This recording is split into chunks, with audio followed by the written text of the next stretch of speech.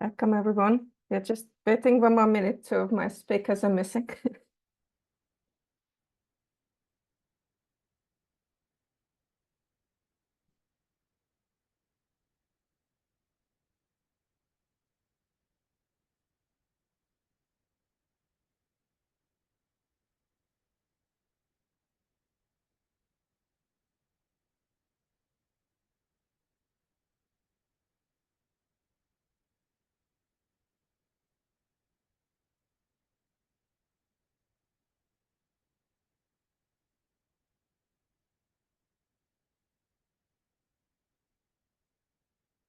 I would like to extend a very warm welcome to everyone. I'm hoping that Elizabeth Ivank will join us. So for this breakout session is all about educating for impact. And let me just share my screen for a very short moment.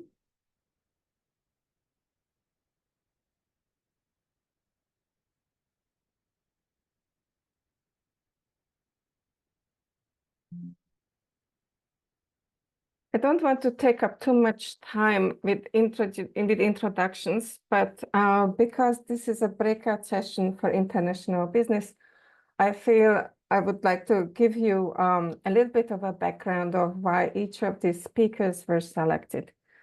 In addition to us all sharing a passion for sustainability, research, and education, all of us are deeply connected to the Academy of International Business.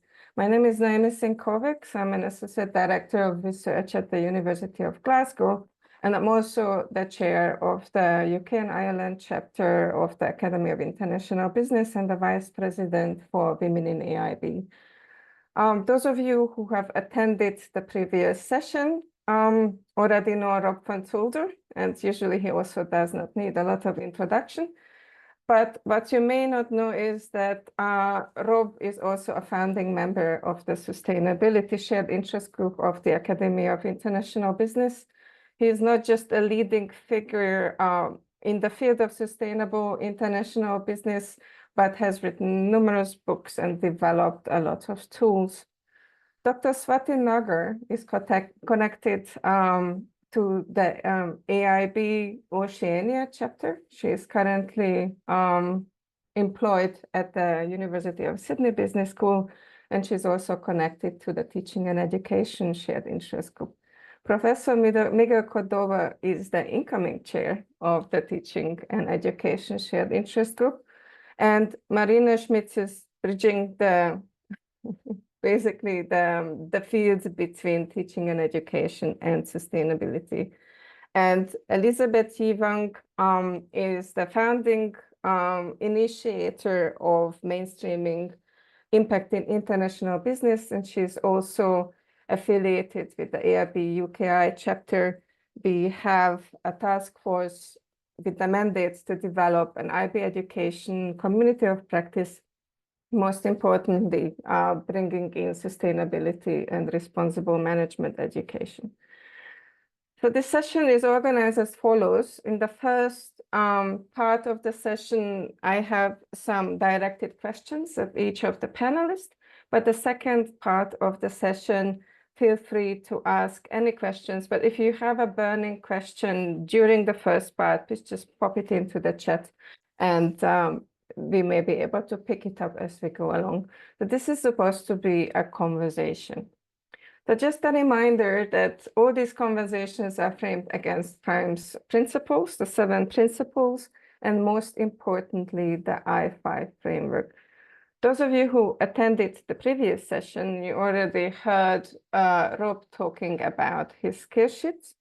And Rob, without further ado, I would like to direct the very first question at you. So you did give us some examples about why 21st century skills are important and some applications, how that can be implemented. Could you give us some further examples?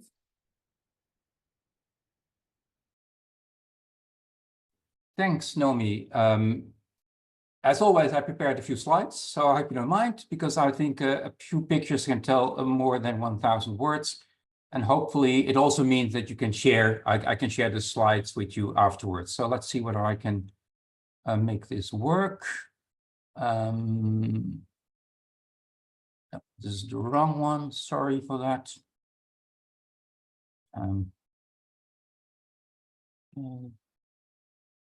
Always a little bit of a challenge.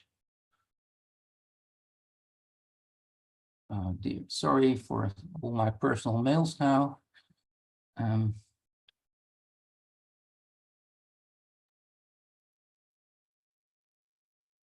Very colorful background. Yeah, you can see it? Yes, we Great. can. So this is a big story, educating for impact. And so for me, the challenge is always to link that with skills. And the skills of my students are actually also the skills of managers. And we taught a lot of management skills over the years. So, and then we thought of, okay, what are the skills then in terms of brain and hands and whatever. But actually, the biggest challenge is to link the skills to the real issues that companies, governments, and organizations face. So when I talk about that, I'll talk about the VUCA world. And I think Naomi also introduced that in the short description of this workshop or of this panel. So if you want to know what the VUCA world means, it also means crisis, man-made crisis. And actually the organizational challenge here is not just climate change or financial crisis or biodiversity crisis, including even wars. A lot of them are actually made by people. So it also means they have to be solved by people, by organizations. So that will be the challenge. Then the challenge is, are we looking at complexity and then at the parsimonious level? So pick out one of these and then see how to deal with that. Or are we trying to start with the big issues? So I use then, for instance, the World Economic Forum, the interconnected slide, basically saying everything is interrelated, then how to deal with that.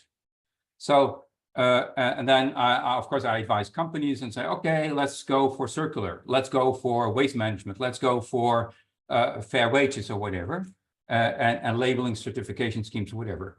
All very fine, but from a terms of the educational point of view, the impact can then be limited because very often you look for smaller solutions to bigger issues. So this is the challenge. And so the challenge will be how to deal with what I call the cascade of crisis, well, what the UN calls the cascade of crisis, or the World Economic Forum calls the polar crisis in a multipolar rapid transition world. So that what I call then 21st century skills. And actually, I don't call it, this is how, for instance, the World Economic Forum looks at that over the years. This is advising companies also, looking at what managers look at, what they think are the most important ones, also to get a decent job, but also to work on the real issues. And you can see already, you don't have to look at all the top 10, but the constant factor is complex thinking, problem analysis, analytical thinking, learning, critical thinking, creativity, people management, negotiation. Not ICT skills, not necessarily, not technical skills or whatever. So this is the challenge that we face when we talk about how to educate for impact. It starts with the complexity of the issues. It starts to how to train our students to deal with that. So that's where the skill sheets formula, Naomi referred to that, but also the principles of sustainable business formula was developed over the couple of the last sort of 20 years.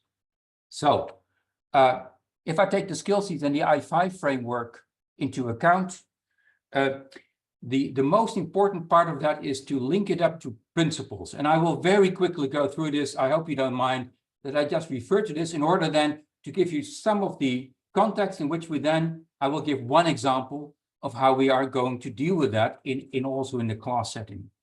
So principle-based skill development means you have to develop principles of good research. Just to give you one idea, these are you can find it in your skill sheets. For instance, share value. Dare to build upon the research of others.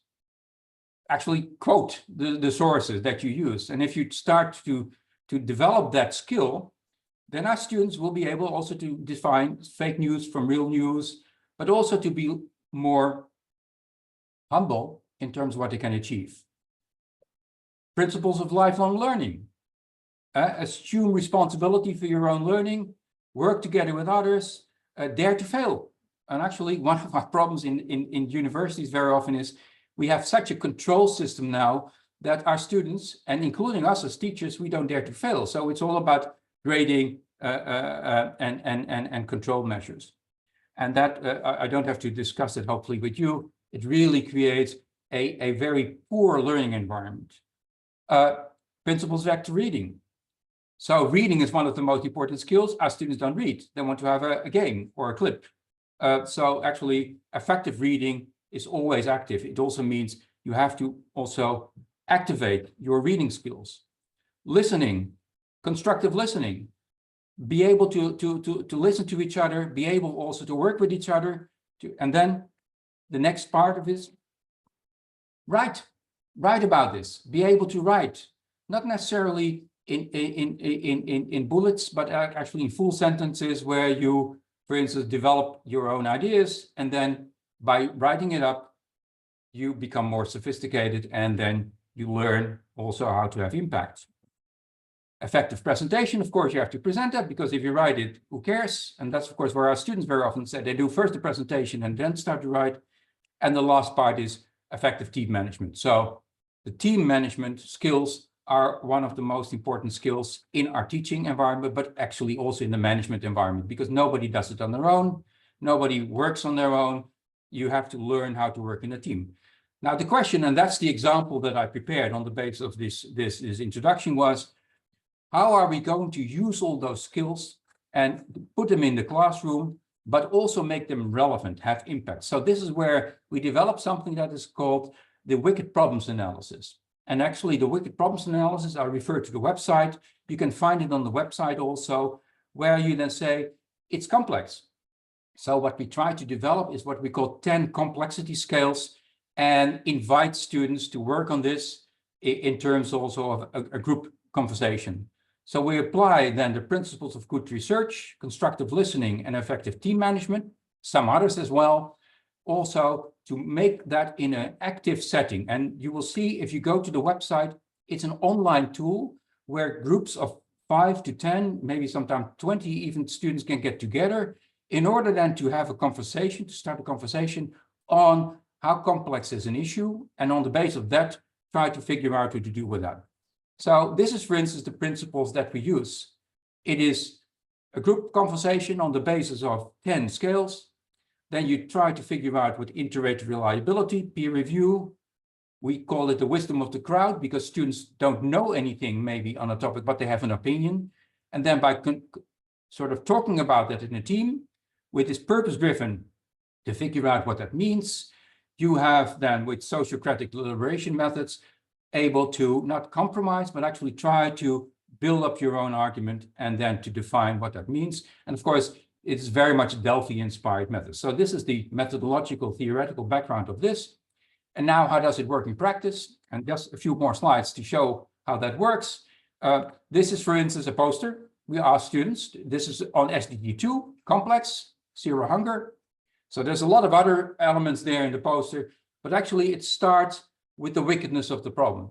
And you can see already that they have now a complexity scale. They come with a sort of uniform assessment after deliberation. So this is not a compromise. The score is 52, by the way. That's above the threshold. It's complex, or wicked, as we would call it. And then from there on, the students are able to think in terms of business strategies, front-runner examples, partnership approach, and whatever. Actually, this is part of this poster competition that Naomi also referred to. Another example, this is, for instance, SD4, quality education. You can see already, it's also wicked. It's more wicked, but it's a different pattern. So then students start to think and to talk to each other. How are we able to solve it? And what are the partnering challenges? What are the societal challenges and the like? One of the great examples of this is that our students will never come up with stupid or superficial solutions. So a drone or an app or whatever. Of course, they can be part of the story, but they also have to be more sophisticated. So this is where we do this, for instance, as an input for the individual learning. So this is what you call the sustainable leadership profiler. I referred to that also in the previous session. And then we invite our students to take responsibility. So that's research and study principles number 1. take responsibility for your own learning, but also link it to your societal ambition. So this is where you see we have an I will campaign, we link it. Then we say the I will is all very fine, but what does it mean with we will? Can you then translate it into more a group and collaborative mindset? And on the basis of that, you can say, well, let's see what we can do. So this is the final slide that I have two more slides. Basically, this is a simulation we did in the class. We say, what is the class of 2023? They developed all sorts of we will statements or I will statements. And I say, okay, spend 15 minutes with a group like this, 30 students, on developing a we will statement. And after 15 minutes, they were able to come up with this. We will bravely collaborate towards an inclusive and sustainable society, and something like that. I cannot read it.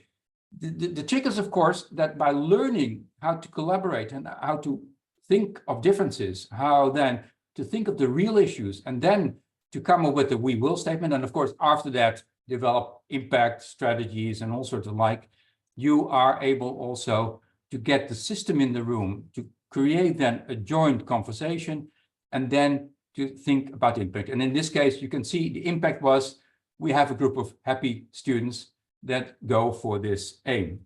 So if you want to know more, you can go to the website of the book. There is skill development and all sorts of other tools. So is this okay, Noemi, as a way of introducing not only some of the general philosophy behind the skill sheets, but also one tool that we developed together with some leadership profilers? Thank you, Ruben. And this is excellent. But you concluded your presentation with saying that this is a group of happy students, and that kind of segues me into the next question. But before I pose this question to Marina, I would like to ask you, because being happy is basically the last stage, because they have completed the task, they came up with the solutions. But how do you deal with the emotional upheavals during the process? This is a question to me, eh, Noemi? Yes. No. So they're happy, of course, because partly they're relieved it was the end of the course. No, but actually they had to still write up their thesis. So actually they were happy because they came up with a solution in a relatively short period of time. So that's one. Secondly, this is all about the learning theory behind the skill sheets. It's not about what we call the discomfort zone. How you learn, you become what we call aware incompetent. How you are incompetent, but basically you start to learn. And the challenging thing is then you want to become more competent, but you have to go through a sort of a phase. We call that the discomfort zone. But actually, if it is about challenge, it's about real issues that you really feel passionate about. So it's developing passion for our students. Call it fun, but actually it's also about passion and following your heart. We call this also the education of your heart. That's the philosophy of the skill sheets. You will see you will get into a flow. You can see also that our students want to work on this because they find this something that they find important to work together, and playfully they learn about it. But it's not gaming. It's not a game. Actually, it's a real issue. It's a real also a sort of getting skills, real skills that you need in any circumstance for the rest of your life. So in that sense, I think my students realize that, and by just doing this little game at the end, of course, the we will statement, they just relieved, but they also a very positive evaluation also of the course, because we don't shy away from complexity. Actually, the solution of most of those problems is in identifying the complexity. Complexity problems require complex approaches. Anyway, and they understand that, even if they're business students. Thank you, Rob. Thank you very much. So Marina, you are working in a slightly different angle, because you work a lot with playfulness. Can you tell us more about that? Sure, yeah, happy about that. And please excuse my voice. I have a little bit of a coughing going on, but I hope I will manage, or my voice will manage to survive the next couple of minutes.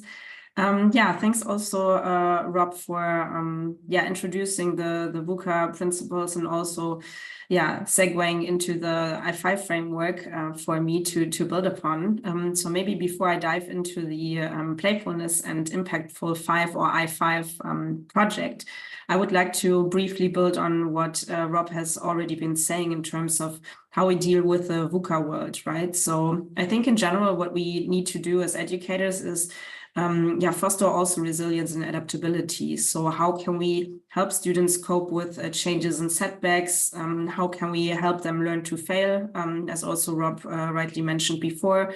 How can we help them emphasize critical thinking, also especially navigating the information available online and offline? How can we help them to facilitate and navigate new ways of doing things and also challenging the status quo? How can we help them foster radical imagination, problem solving, or let's say general project-based learning? And also, how can we create flexible learning structures for them to better respond to the global events and local circumstances, right? So not only talking about COVID here, as we have suffered from that more recently in the educational landscape, but also the general conditions that we do have. Not everyone has access to digitalized ways of connecting to us, right? For occasions such as the Prime Global Forum. And the same applies also to our educational pathways when we design technologically, infused learning environments. Not everyone has the bandwidth, speaking of internet connectivity, to even tap into this potential. And so thinking about the people that we leave out intentionally by design is something very, very crucial also against the backdrop of the VUCA world.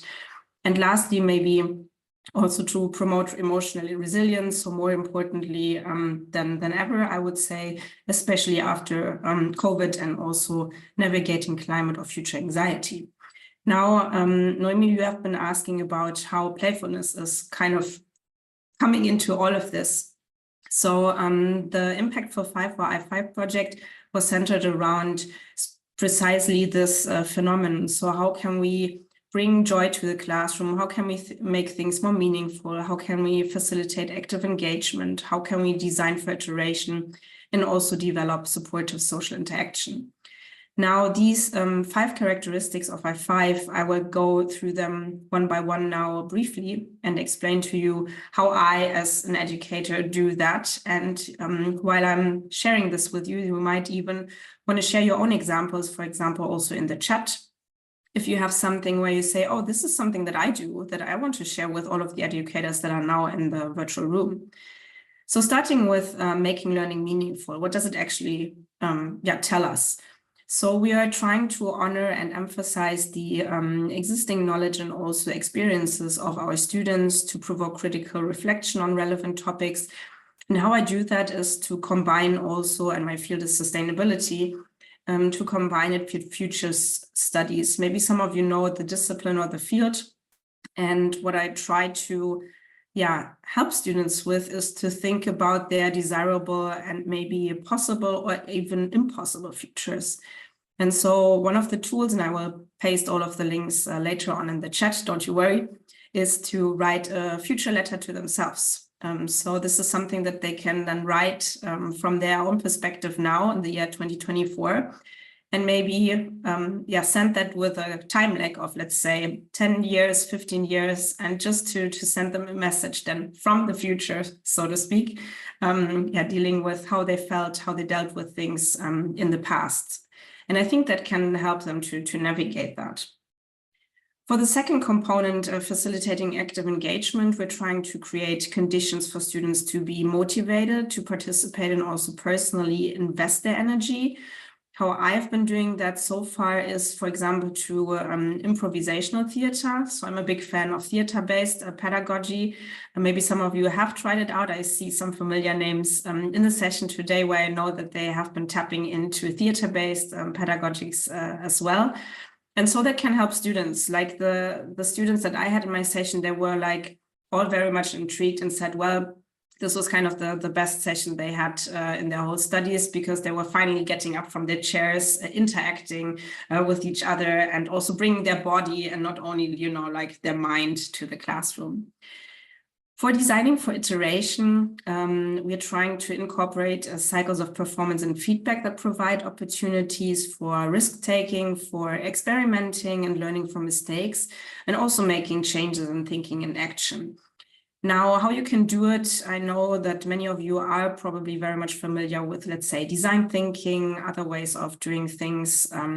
So what has helped me to also bring this like manual component to the classroom is, for example, Lego Serious Play, but you can also use any type of other building bricks, any type of other thing that can get you into the mode of doing things manually. And also rethinking a lot of things and rebuilding a lot of things along or across one course. So you can do exercises, at the beginning of the course, way, and also at the end of the course to really explore this capacity of iteration. For developing supportive social interaction, we can establish communities in which students can observe, listen, and also dialogue effectively. Communicate with each other and share their different perspectives and practices and also cultures. Some of you have probably been at the keynote opening in a couple of hours ago, and that is also tapping into the potential of the inner development goals, one of the component and frameworks of facilitating the SDGs on an individual level. But also facilitating guided walks outside can help. I'm doing that with an NGO in Germany. They are called Walkabout You, and they facilitate guided tours outdoors. And that can be a great reflective exercise for students to connect to each other on a deeper level. And lastly, and that is my last point for today, fostering joy and well-being. So infusing experience of delight, satisfaction, enthusiasm, and also enjoyment, and other positive affective states that recognize students as a whole person. And I'm using one movement that is called Solar Punk, and I will also copy some of the links in the chat to really think about these sustainable and very positive futures, and to really think along the lines of science fiction, other possible futures. And yeah, these are just some examples that you may want to use in the future. And I'm happy to share that in the chat in a second. Thank you so much. Thank you very much, Marina. Amazing. So we had Rob with the serious sides and really skills-based, research-based, and we had you as a more playful, integrative, the fun side. So Miguel, over to you with, again, a bit more slightly depressing notes. So how can we incorporate more environmental science into our education, especially when it comes to the tragedy of the commons? Thank you so much, Naomi. Thank you very much for the opportunity to contribute in this point. And regarding your question, I think I'm going to provide first a recommendation and then two reflections in that sense. First, perhaps the recommendation that I could provide is to work more on interdisciplinary fields. Right, so it's I think it's very important to understand for us as business educators, I mean as educators in general, that challenges in real life and these issues or problems that organizations have to deal with in real life, these problems or issues, they come in an interdisciplinary way. Actually, I mean they don't come in separate areas or functions or topics, right? As we usually studied before, or as we usually teach them, right?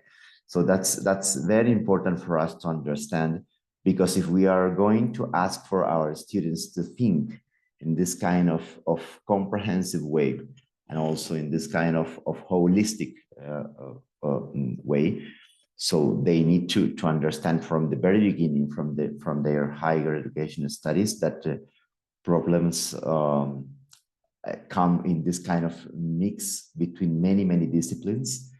So it's very important for us then to supplement our current teaching and educational approaches with interdisciplinary work.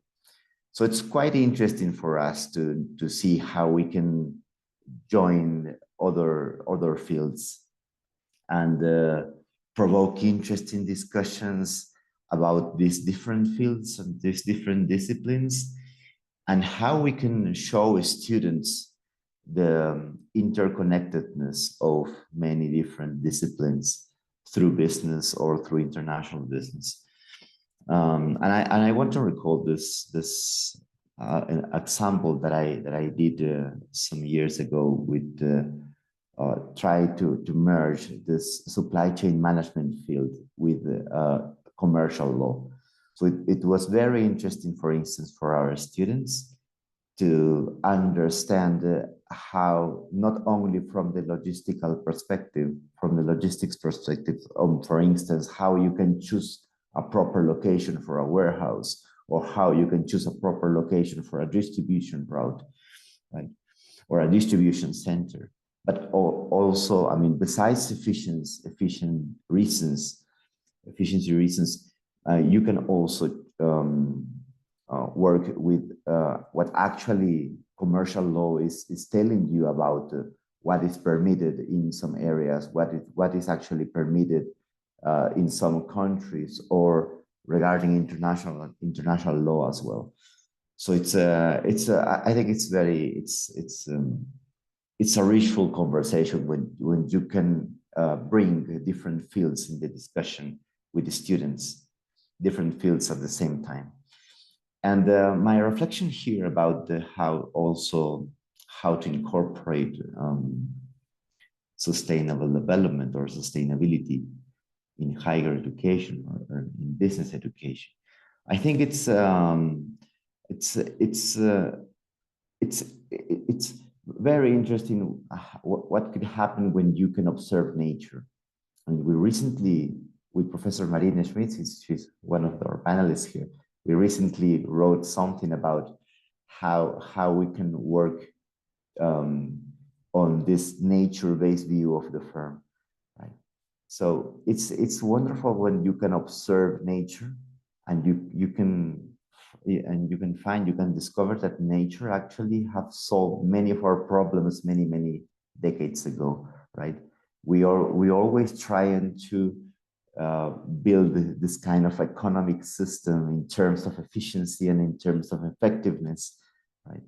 But actually nature has solved those issues many years ago, and in a very efficient and effective way. So if we can observe nature, we can find some elements, some stories, some tales in nature that actually works as we intend to our business and our organizations to work.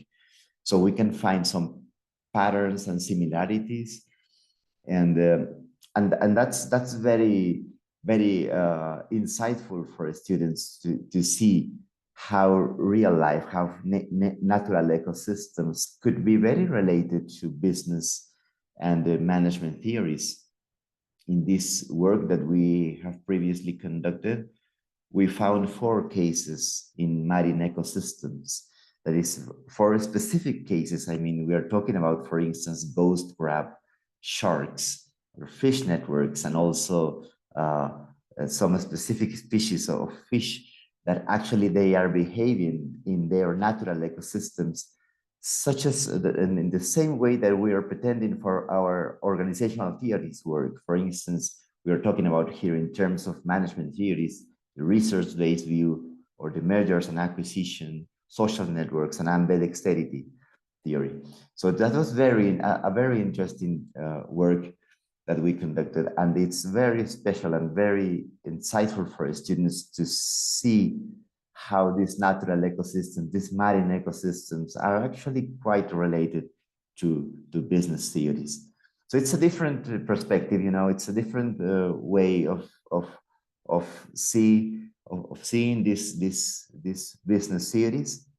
So and very attractive from the perspective of the students. And finally, I mean, talking about the strategy of the commons, I know that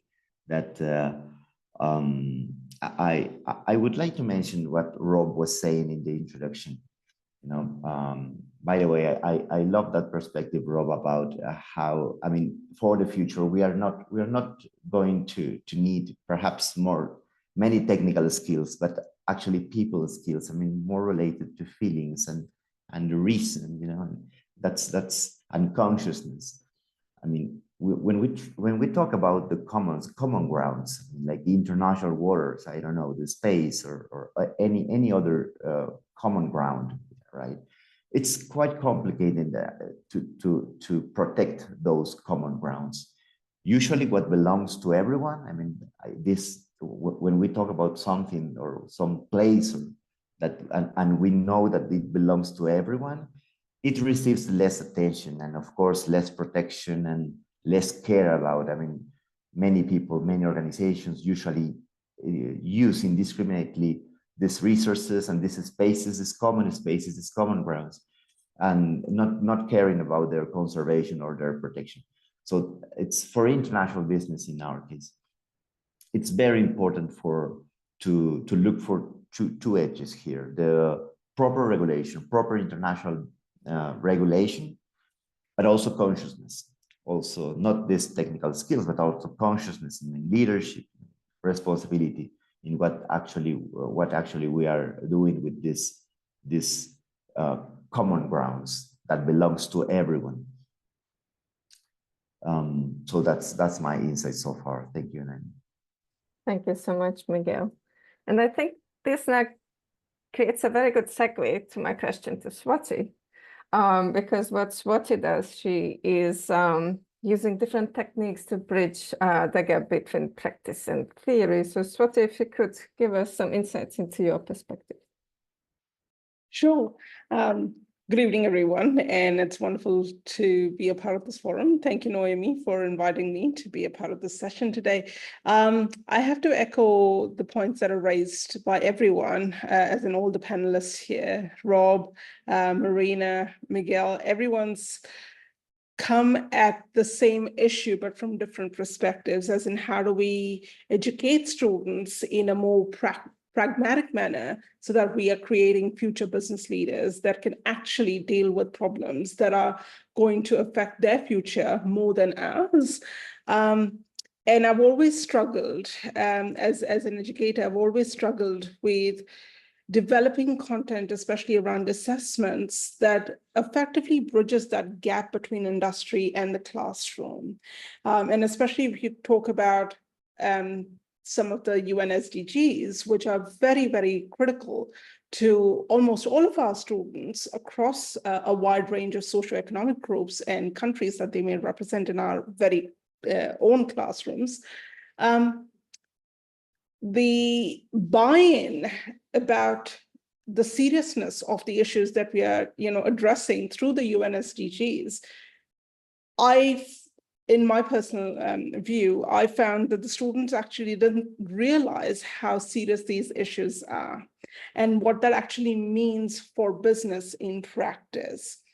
And that got me thinking about what if I change the way I assess students. So it's not just about assessing students to give them a certain grade and therefore they have a sense of achievement, but rather to assess students so that they have a sense of achievement in terms of what their contributions can be, whether it be towards industry practice or towards a societal issue in general. And that led me to develop certain industry connections.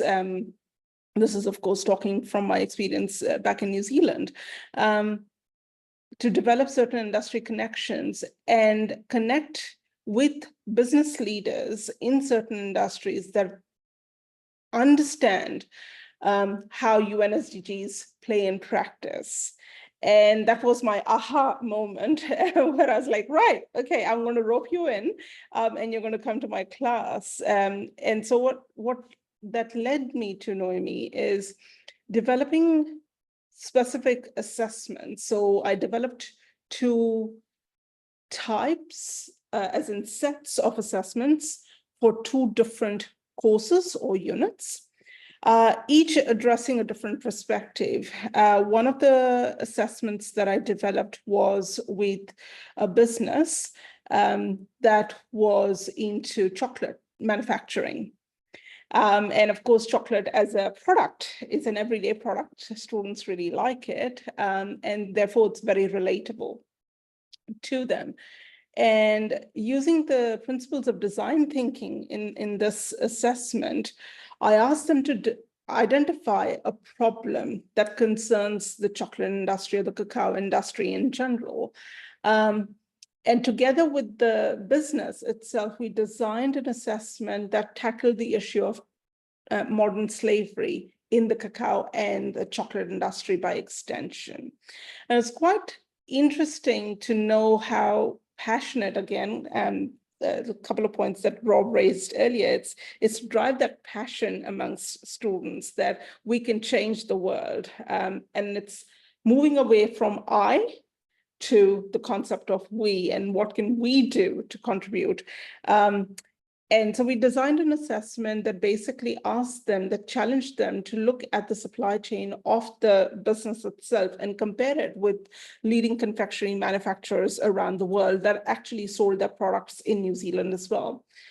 And it was quite heartening to know how disappointed some of the students were to realize how simple everyday product like chocolate can be so detrimental to the environment, one, as well as so exploitative in nature. And that was a revelation to me as well, because I, as an educator, when I walked away from that class at the end of the semester, it was quite a emotional moment for me, because I actually had students coming up to me and saying, I'll check the label twice before I purchase a product now. And for me, that was that moment, and not only as an educator, but also for them as my students or as citizens of a given society, to realize that the actions have consequences. And that is something that I think that is seldomly done, especially in the international business context classroom. The takeaway for the business and the people from the business who participated in this activity was they were able to contribute and give back to the community by contributing to this assessment and coming to classes literally for guest lectures and for conversations with the students and engaging with them to help them understand the nature of the industry itself, the challenges associated with cacao production, supply chain management, employment of labor, lack of, legal contracts, etc. So an array of, issues were brought to light through these conversations that would otherwise be left to the students' discretion of reading and catching up on certain material, which they may not engage with in that same format. So that is an example of one assessment that I undertook in one unit. The other example that I have, which employed a similar format, but tackled a different SDG, was sustainable consumption and production. And for this, I had two businesses, one from the fast fashion space and another one from the skincare industry. And both these businesses came in to the classroom with a different, problem for the students to ensure how do we produce, say, sustainable fashion and what are the issues associated with that? Or how do we sell, say, skincare products and makeup in a more sustainable fashion? Because a lot of us, not necessarily skincare alone, but makeup in particular involves a lot of mining, etc.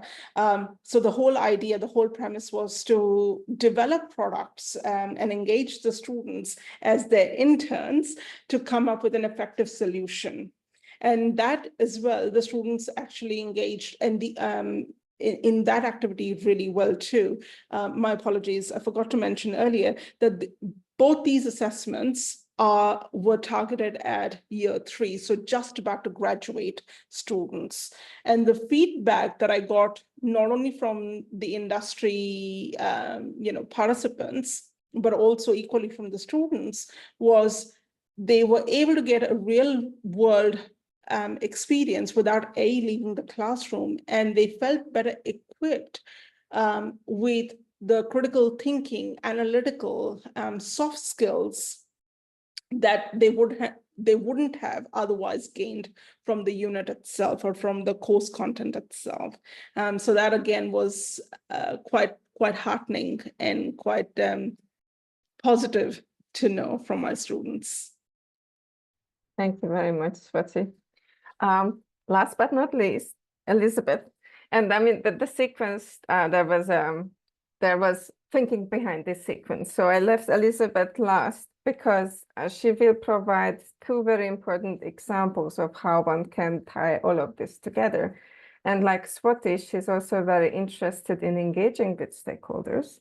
And she does it through specific initiatives. So Elizabeth, over to you. Thank you very much. And great to see our audience here. Thank you for this opportunity. Let me see if this works. I think so. Yes, change mindset. And I was tasked with this topic, as Naomi suggested. So here I'm going to show two examples that have been developed over past several years through various innovation pilots in the classroom, and now have materialized into systematic programs.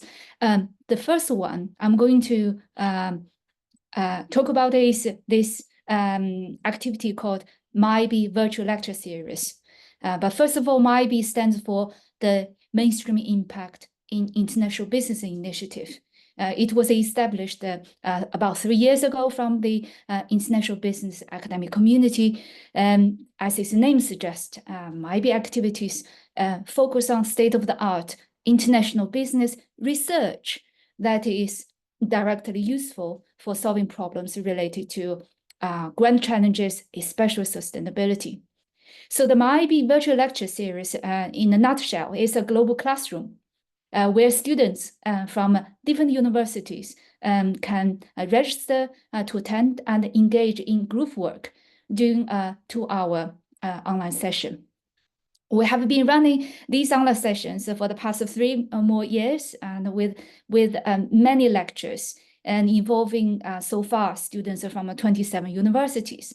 So these sessions have been carefully developed, building upon, as I mentioned, pedagogical innovation accumulated over the years, in particular, applying the theory of change. So the lecture first introduces building blocks, conceptual frameworks, the toolkits, and then ask students to apply them to produce solutions for a specific problem for which a business organization may be able to act. So here I'm going to quickly show you an example. The student task, they have been asked to assume different stakeholder roles. This relates nicely to the early speakers' sort of emphasis.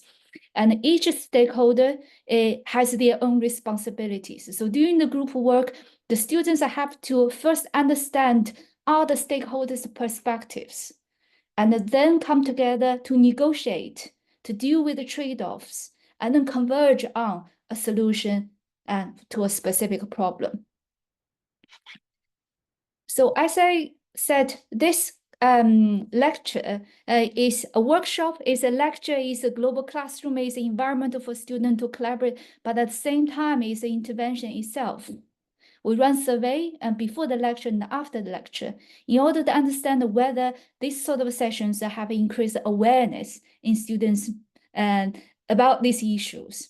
And in the small scale research, we have a follow up some of the students who then chose their graduation research projects on the related topics. All right, and they go on to research and find the solutions that they could not identify during this short 2-hour session. So that intervention has triggered further actions from students. This leads me to the second example.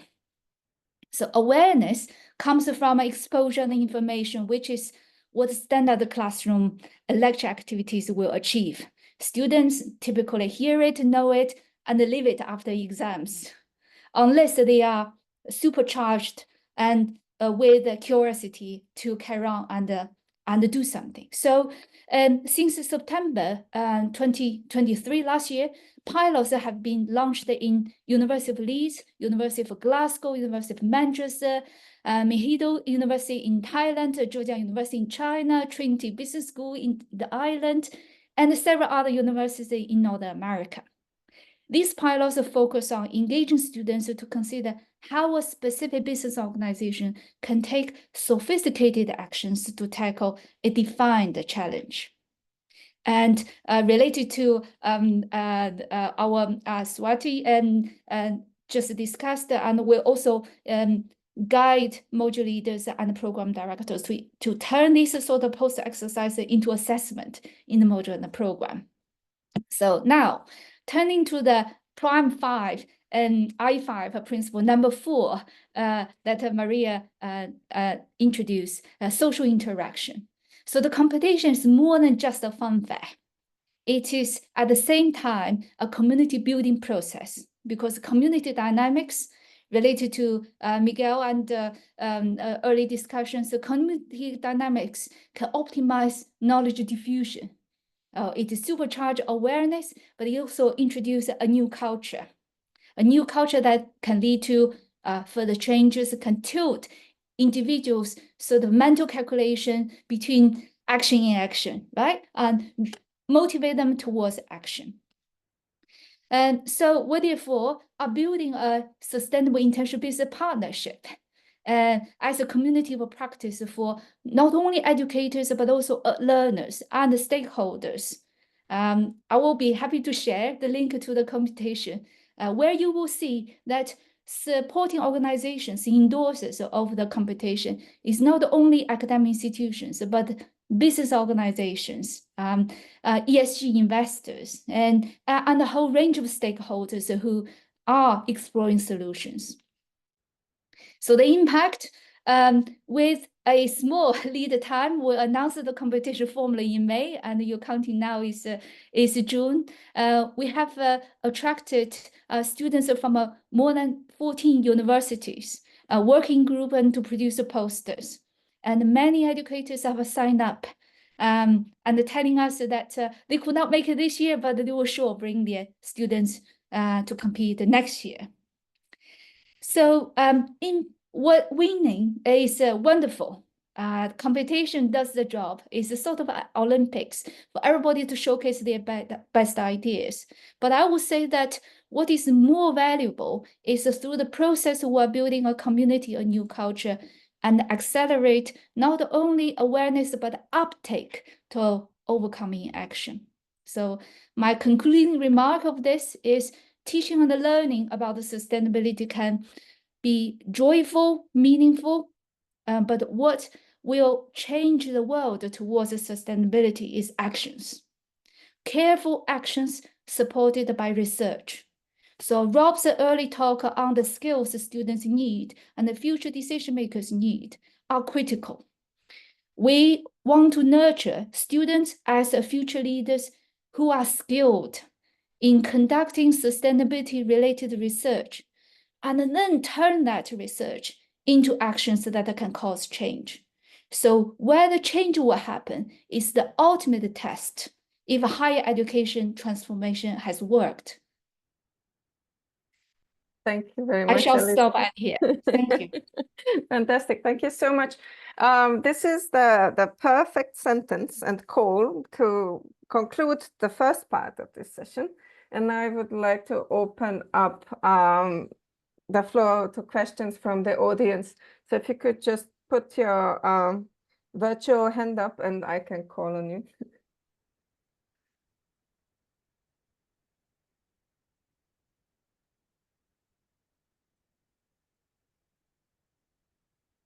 Any question? Or would you prefer to pop it in the chat?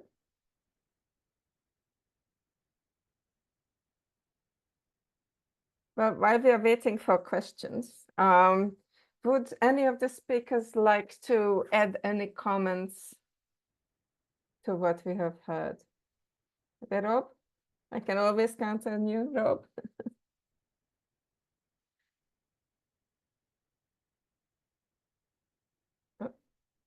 There is a question. Yes, yes, we also have a question. So I will take the question first. Jonathan?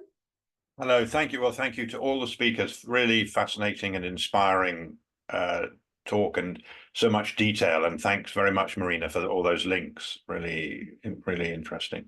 I'm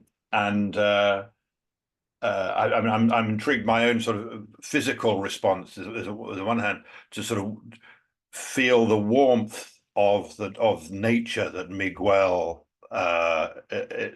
suggested for us, and then when I hear Elizabeth talk about all these connections across the world and so many different universities, well, I'm kind of back online in the technosphere, so I feel I'm kind of holding all the paradoxes of this situation in my body in response to this session. I guess it's what students feel like too. If I may, Elizabeth, I'd love to learn more about how you manage these collaborations, how you get people, how you fit it in. Are these co-curricular courses? Are they accredited? Is it through personal networks with the people you know? Is it institutional links? Because it does seem to me that the more we can collaborate on these things, we can at least help our students get a sort of sense of the whole world they're part of. Thank you very much. Elizabeth, would you like to respond? Well, thank you for the comments, Jonathan. And indeed, the virtual classroom was introduced during the pandemic, partly inspired by the situation. Now, while in the VUCA world, we have to adapt, and virtual classroom is the best sustainable method, so we can reach and connect the students from around the world. And they all are in different local contexts, from different local backgrounds. They observe sustainability challenges around them. They're all of a different nature. So that makes it interesting. I'm happy to share with you afterwards. I will leave my email for anybody who are interested. And show you examples of how some of this innovation has been incorporated in different lectures, workshops, and systematically in modules and programs. Thank you very much. Thank you very much. Any other questions?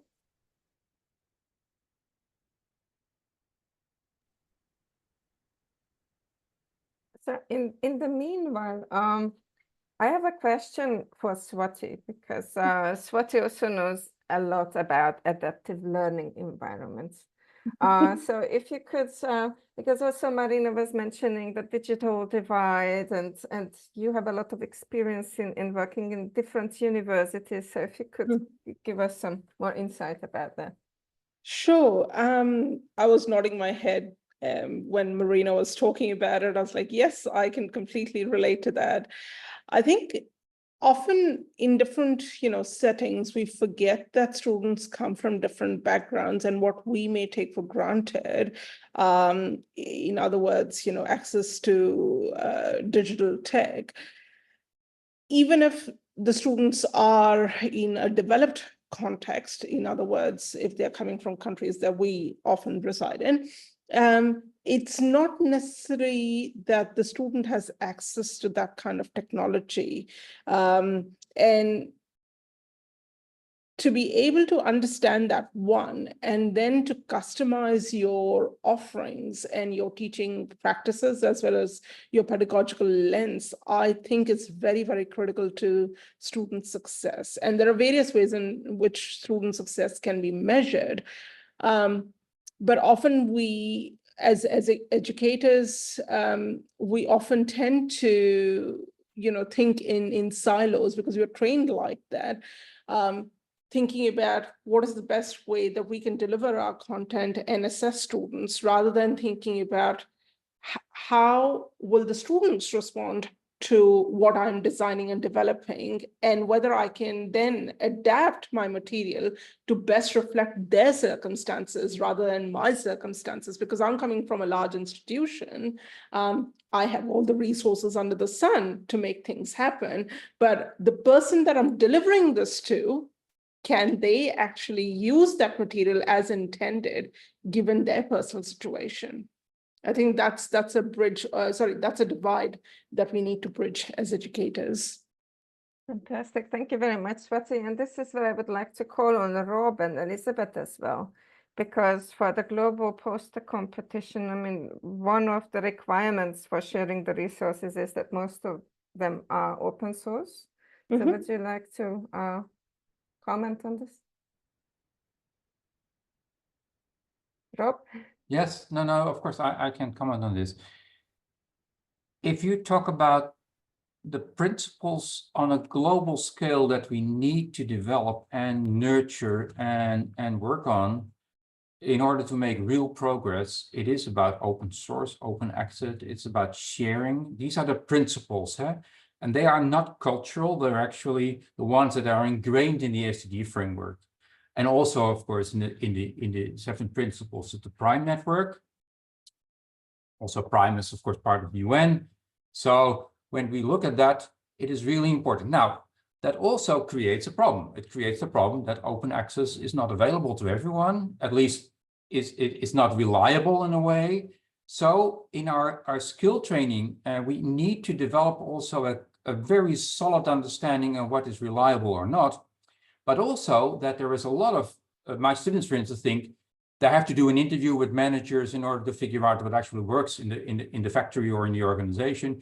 Whereas if a good frame, a theoretical frame, can really help them to fill out the blanks to a very large extent, even to the extent that you know more about the problems of that company or that manager than the manager themselves. So how does it work? That's the poster competition, by the way, because I am developing those posters as a formula to convey messages, but also to frame sort of the thinking, the critical thinking process of students and managers. I do that with executives as well, by the way, and then make it into a graphical representation, which actually is the basis of strategizing. It's the basis also of understanding, on mapping.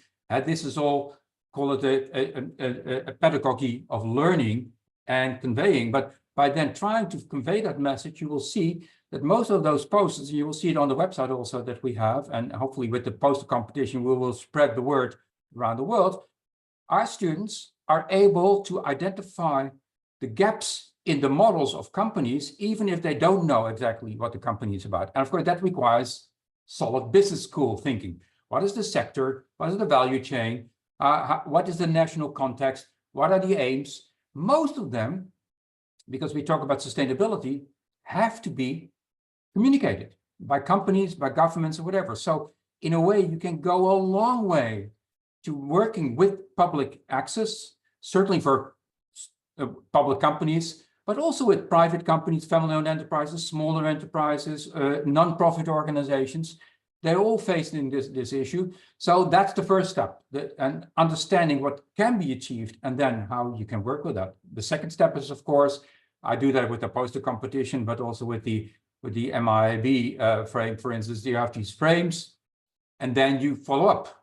And then, of course, an interview or whatever you can use with managers. But what I just introduced also, this wicked problems analysis, you do that in a classroom. You do that, and that can be an interactive tool on a global scale, by the way, because you don't have to be in the room. And at the same time, it never gives any excuse of any of the participants to say, okay, I go for a simple solution. So you create also new research questions. So call it the heuristic method, where the research questions are more important than actually answering them all. Because we know, of course, in really making it actionable, there's so much that we don't know, but now we know what we don't know. And this is important because there's this whole idea of the unknowns that, and actually we know so much about wicked problems, and we know so much about the challenge that the company face, and we protocolize this in frameworks and whatever. So in a way, the open access principle is really helping us a lot at this stage. So not 5 years ago, because then it was a completely different environment.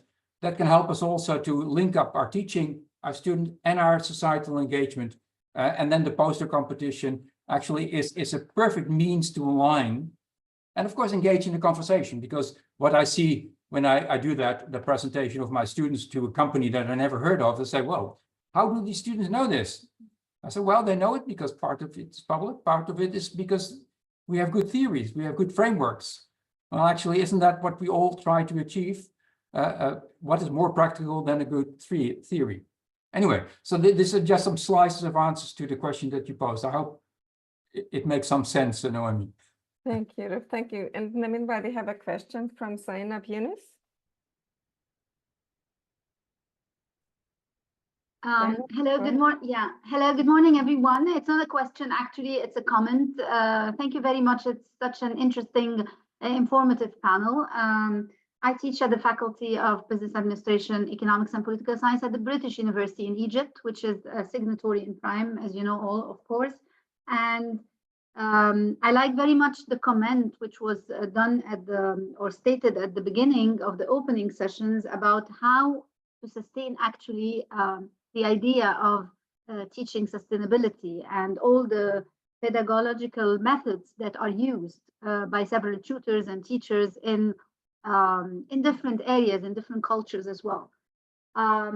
In 2016, I attended something for the higher education in Copenhagen, and it was talking about the interdependent methods in teaching and learning for students, in order to make them acquire more and more about reflections on the actual experiences and linking industry to different academics. And this is, I think, basically what we are discussing today when we come to talk about sustainability of education and how the students in different settings will acknowledge SDGs, will acknowledge how to relate reality to academic theories, how to relate practices. And I would like to share with you that we do this in our classrooms in Egypt, in the British University in Egypt.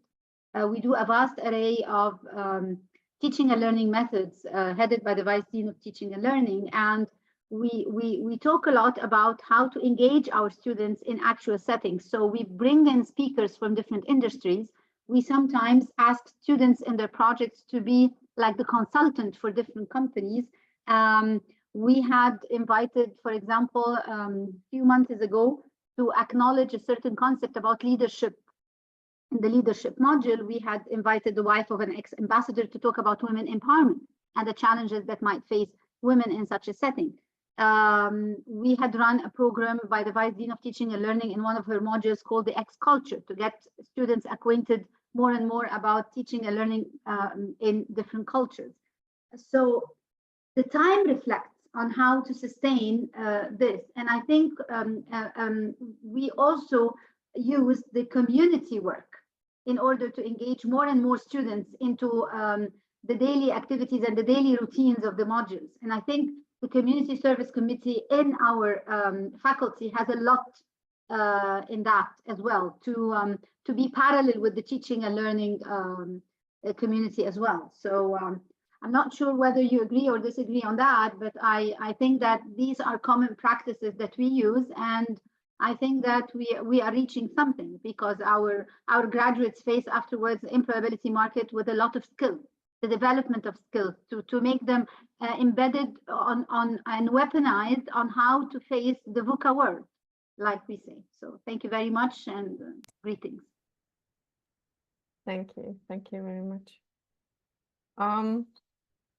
Before I take any more questions, I actually have a question to Miguel and Marina. You both were talking about nature and consciousness. So I was wondering if you could give some more examples of how we can raise consciousness by engaging more with nature. Marina, would you like to go first? Sure, I can go first.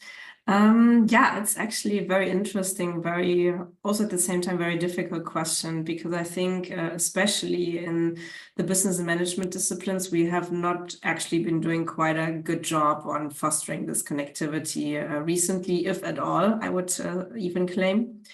And so when I, let's say, foster this connectivity, so I mentioned before that I usually have I have some links to outdoor facilitators, and they try to do precisely that. So really going outside to physically also understand the missing connection and missing link.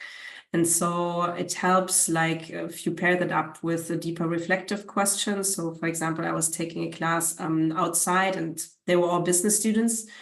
from, I think it were like 24 countries overall. So we had like 60 students in the class, and we were taking them outdoors.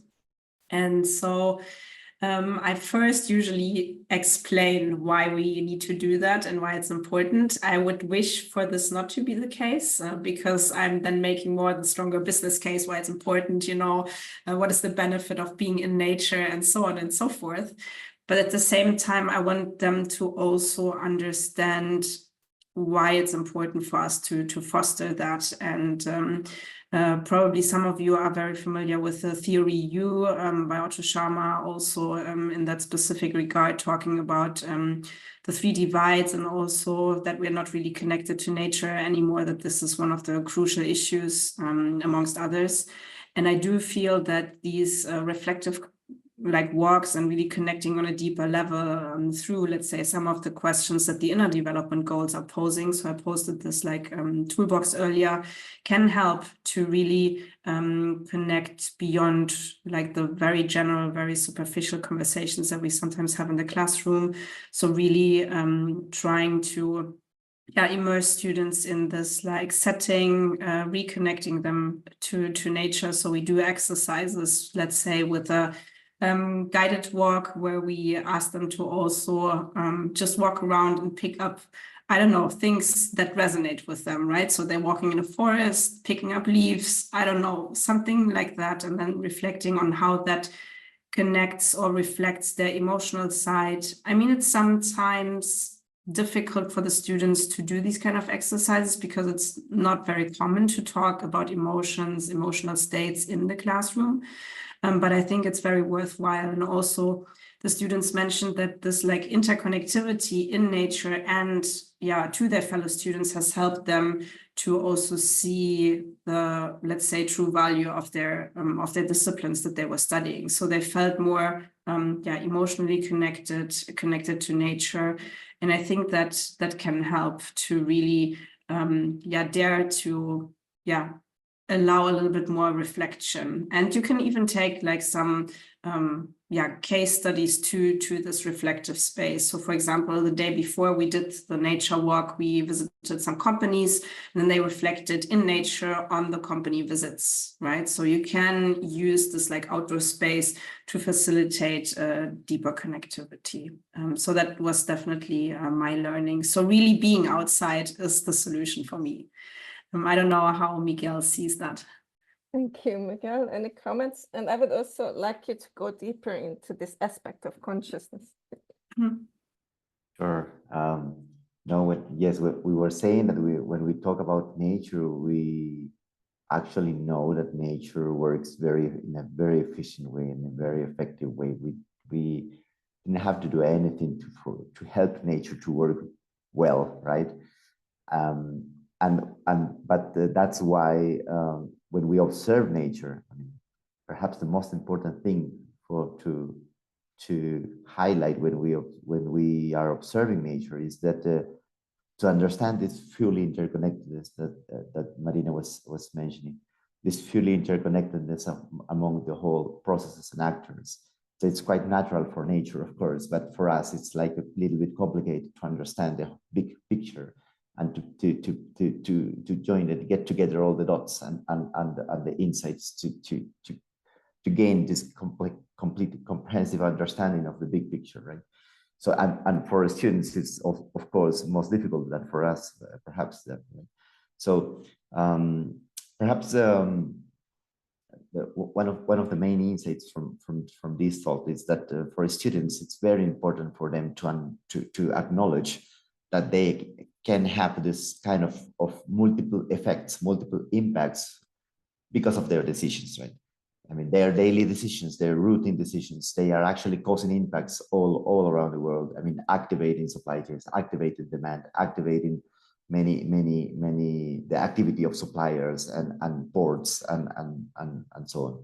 So for students, it's very important for them to understand this complexity, and of course to understand that their decisions, I mean, their decision-making processes, their daily routines can have this kind of effects far in the system, in unexpected effects or impacts. And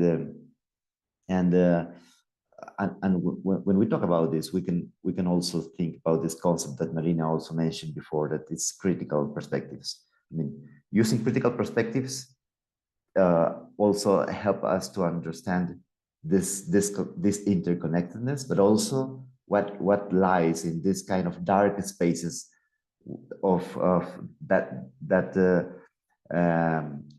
is about topics that perhaps many people doesn't want to talk about. That, I mean, we're talking about in informality, corruption, or I don't know, or power, for instance. And due to critical perspectives, due to analysis of critical perspectives, for instance, it was very important for us to understand, for example, that electric cars are not a so sustainable solution as we were thinking before, right? Because of all the components that the electric cars are actually using for its production, and it's actually against the environmental objectives that we are aiming for. It's about critical perspectives that we could talk about power, for instance, in this kind of dichotomy or controversy in our thinking about power, and how power actually, the current discussion about power actually is challenging the democratic systems as we know, right? I mean, this current perspective of power is challenging how we can conceive as democracy of the better system to face global challenges. I mean, I'm not talking about this could be true or false. I am talking about that this kind of critical thinking, this critical perspective approach can delve more deep into the issues, into the problems that are in the hands of the students, and help them to think, not just to scratch the surface, right? But to think deeply in how are the problems of the society are built, and how they are functioning together, and try to finally get to this interconnectedness that is quite complicated for them. Thank you very much, Miguel. And before I give the word back to Elizabeth, because she has a perspective to share, I would like to draw on Swati, because Swati has worked for a long time in New Zealand, and now she's in Australia. And in both countries with the indigenous population, there is a unique perspective on how to deal with the environment and with nature and consciousness. Of course, I can definitely speak from my experience in New Zealand, Noemi, and this is something that I'm still learning in Australia because I've only been here 6 months. But the recognition of the natural environment is very, very prominent in indigenous communities or native communities. And this is the same across the two countries, I would say. From a New Zealand perspective, the understanding of how nature affects life and balance within society is very integral to the Maori community. Definitely for Pacifica as well, because we've got a very large population of Pacifica people or communities in New Zealand, but more so from a native perspective, how business impacts society and natural resources is very, very integral to the Maori community, so much so that whether you're a local business or a business that is coming from overseas and wants to invest in some of the primary industries in New Zealand, the incorporation of Maori principles, as in community principles, is paramount, because protecting natural environment is the way of life for many of those, many of those community members. And just to give you an example, so if you are a company that has, because New Zealand is quite well known for its primary industry, as an example, if you are a company that is interested in, say, making investments in New Zealand within, I don't know, the timber industry space, a lot of the land is owned by a wide variety of tribes in New Zealand, that is Maori tribes. And there are different tribes across the country that have different ownership and stake within that, say, region.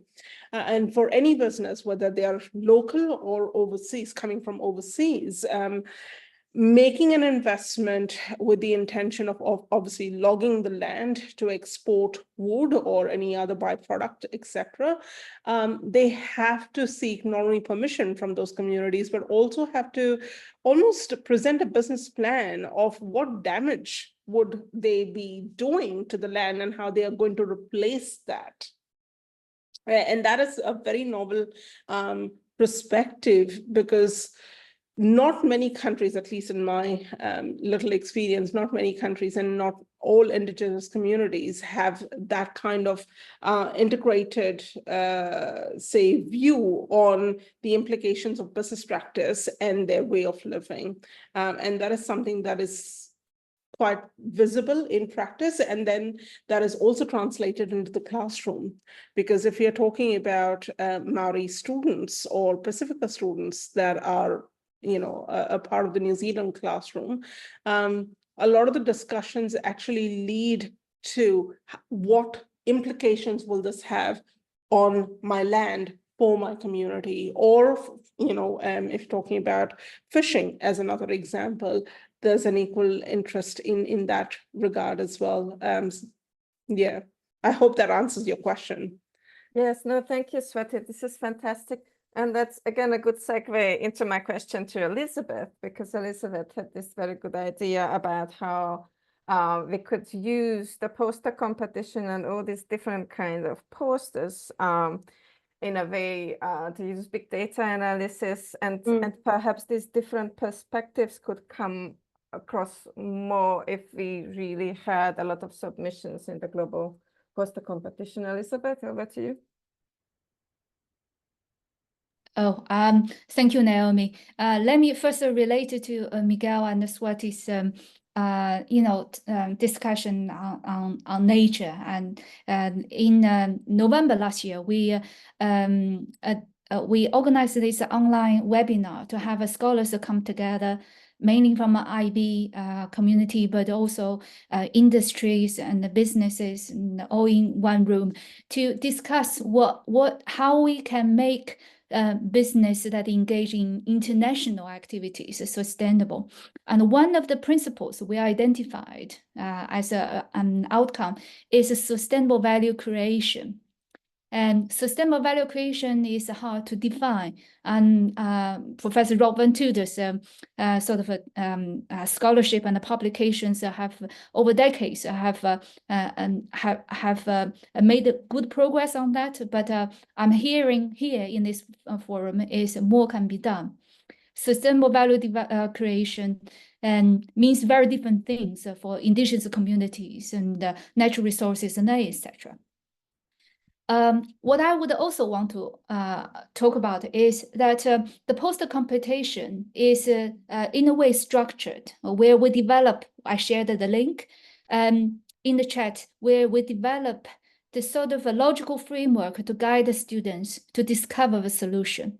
Sustainability is complex. Nobody really have a perfect solution, and we continue to discover improved solutions based on reflection of old actions. And so in a way, this is one of the examples of how this is developed by a group of scholars and over many years experience. How individual sort of a problem can be defined, and then your students or educators can start from a different starting point to think about how to approach this problem. And so you may start with a problem, and then you go on to think about the current actions. So who is responsible, who is not responsible, who should be responsible, and what needs to be done, what is the underlying root cause, and what are the risks and opportunities associated with the root cause. If you want to address that, can the organization itself have the control and have the resources to to address it, whether you need a partnership. So you need to, therefore, a new model built upon an open sort of a format of operation. And is it workable? And what about in the VUCA world? Things have changed. What about it doesn't work anymore? What are you going to do? So this is the sort of resources we have developed in order to help students and also help educators to reflect on the process of change and improve on that. So you can see, going back to what I discussed early on, students from the different parts of the world, from different perspectives, even with the same company, they will come up with a completely different solutions. Even for the same sustainable problem, they will still come up with different solutions. So in a way, participating in poster competitions is a way to generate inclusive and open access resources. Posters can become big data for analytical purposes. And during the process, we encourage students to leverage existing big data out there to produce the solution, but the collective effort of generating solutions then become big data for further analysis. And in a way, going back to my community building point, is the competition or the community that is engaged with this will continue to develop a whole range of resources that are open to everybody who are part of the community. It's very important to maintain the inclusiveness principle for, I believe, for this sort of education program. We need the maximum exposure and availability to the users so that we can encourage uptake. And so give you an example, going back to one of the questions in the chat area, this is one of the sort of manuals, or you call it, assessment and the paper we have developed from the community. We define the problem, we ask the students to what to do, we're given them a few examples of companies. And this is just the starting point. The question is, going back to Swati, have we captured all the firms, the business organizations that we should? Many of these firms, Coca-Cola and etc., they are important and powerful organizations, but they are not the entire population of businesses. And therefore, more examples from the community needs to be generated. And so the community practice is the source of open access material. And more participation means more open access material, better availability to users. And so I should also say that the competition judges this year have included scholars who have brought in their students, but also scholars who plan to. And so they become our judges and start to contribute to the community. Here, I should give a shout to Melanie in this forum. Melanie has been engaging and discussing. Is a wonderful example of she's planning to bring in her students next year, but she's already helping us and to judge some of the posters that brought into this year's competition. Thank you, And this is Elizabeth. the momentum of a community building. I should stop at here. Yes, I'm sorry, Elizabeth, I have to cut you off because we have exactly 1 minute. And I wanted to take that last minute to thank the speakers and the participants. And I think this session was an excellent example of how Prime 7 principles can be reflected, because it is purpose-driven, it is value-driven. We shared practice on teaching, research, organizational practice, and most importantly, we are sharing. And I think that's very important because we are all learning. We are all trying to balance content with joy and interdisciplinarity, and we are trying to create consciousness. And with that, I rest my case. Thank you very much. See you in the next session. See you, everyone. Thank you. Bye-bye. Bye-bye.